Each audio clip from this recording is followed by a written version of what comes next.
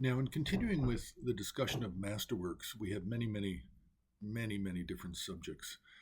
And those subjects generally have painting and they have sculpture.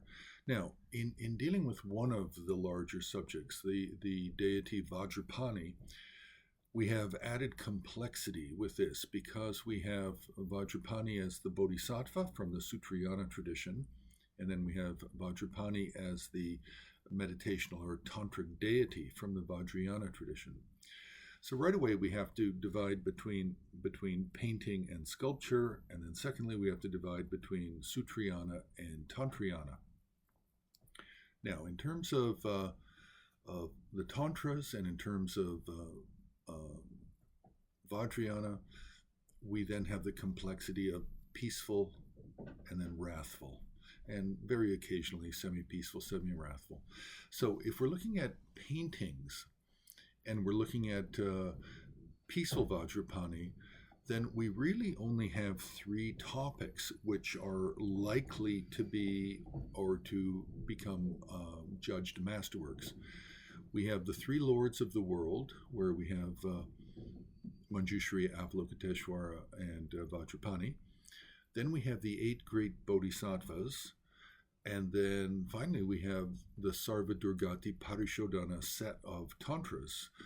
It's a Vairochana cycle of tantras, but four of the Mandalas out of this series are depicting Vajrapani in various configurations. The eight great Nagas and consorts, the four guardian kings, etc.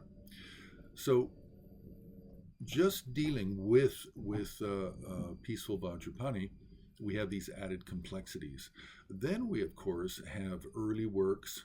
We have mid-period works and later works, such as Chungda paintings from Beijing and the town just northwest of Beijing, Chungda, where sets of the eight great bodhisattvas were painted to decorate the copy of the Potala Palace, which was built there by the Qianlong Emperor in the 18th century. So really what we rarely find, though, is we rarely find one-offs of a peaceful Vajrapani. He usually goes with sets because we don't have any really strong narratives of Vajrapani from the Sutrayana where he would stand alone in a narrative, and we don't usually find him as a popular meditational deity in the Vajrayana system where he's a peaceful figure, where he would stand alone as a one-off painting. We just don't seem to have that. So what we have is we have the three lords of the world, the eight great bodhisattvas, and then the mandalas from the Sarvadurgati Parishodhana. So this is really it for the peaceful paintings when we're looking for masterworks for peaceful Vajrapani. We'll leave it at that, but we will talk about wrathful. Wrathful becomes much more complicated with Vajrapani, both with the sculpture and with the painting. So you can press like, you can subscribe, you can join Horror on Patreon, and you can make a donation on the homepage of Himalayan Art Resources.